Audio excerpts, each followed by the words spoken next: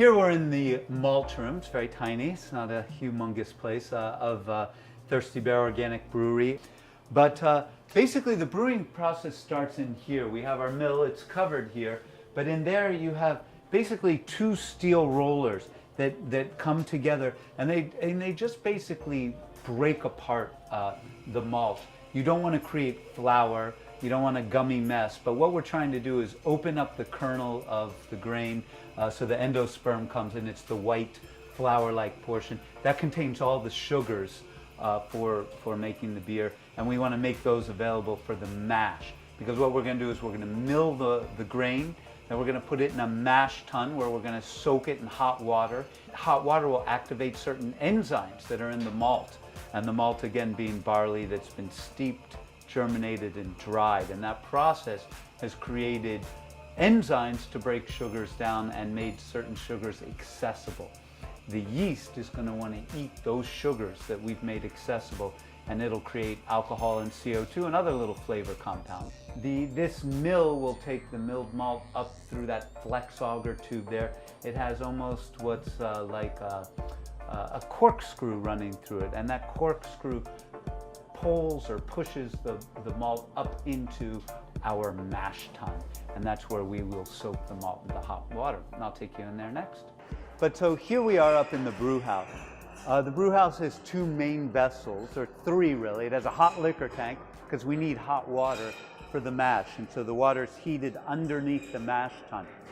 And then we have the mash tun. Now this is interesting. I'm opening this in here. I don't know if you want to look in.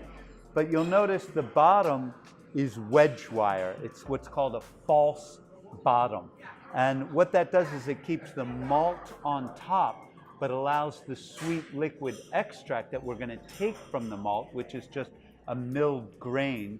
The milled grain, the porridge-like substance will remain here, and the sweet liquid will go down through that mash tun. It'll go through into here and into our kettle. And the kettle is just a big pot, and it's steam jacketed. And what we're going to do there is we're going to end up boiling the wort. The sweet liquid that we have that comes from the mash tun is called wort. That's W-O-R-T. But anyway, that sweet liquid is what we're going to use to end up making beer.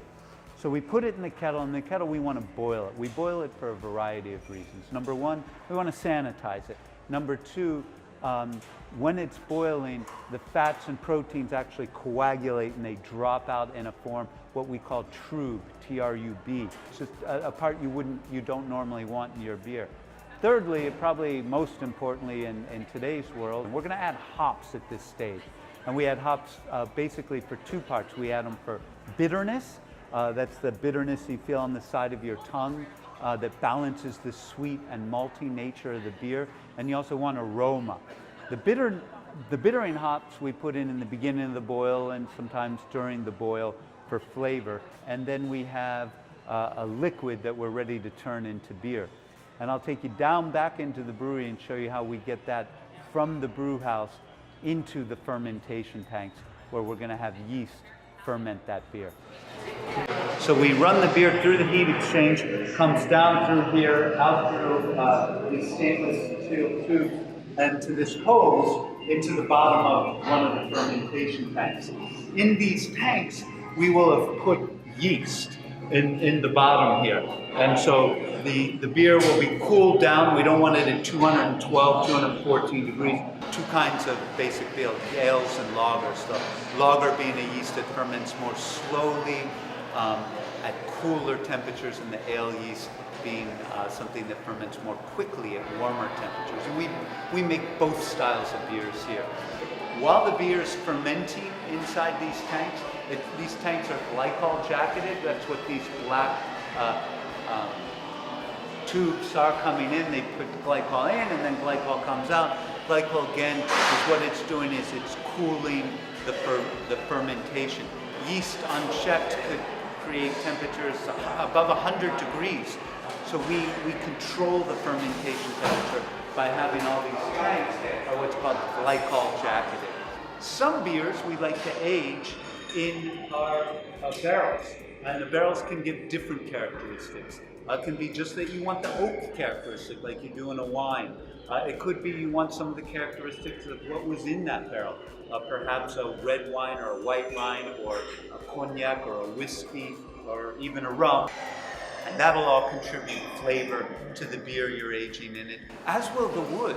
Inside the wood, you get different bacterias, some that create sour characteristics, some that create more earthy or barnyard type characteristics. And so you will get secondary flavors and characteristics from having the beer aged in the oak barrels. And what I'll do is show you next, I'm going to take you into where our bright beer tanks are and where the finished beer is stored, and it goes straight to our taps. So follow me. And the final stop is just in the bright beer tank beer. In other words, it's finished. There's no more sediment in it or anything like that. So one interesting thing about your local brewery is the beer is incredibly fresh. There's some beer we age, but most beer is best when it's fresh. You basically don't want your beer to oxidize or to degrade.